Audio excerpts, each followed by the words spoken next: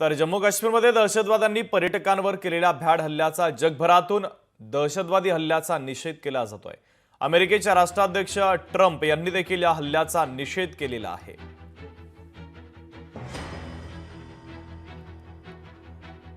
काश्मीरमधून अत्यंत अस्वस्थ करणारी बातमी आली आहे।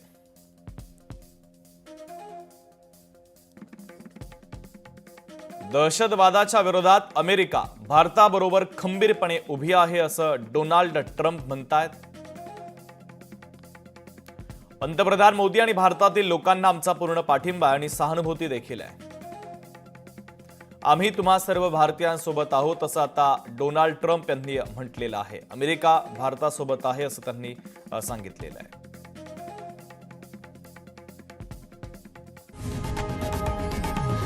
लोकशाही मराठी ऐका, पहा, जागरूक रहा।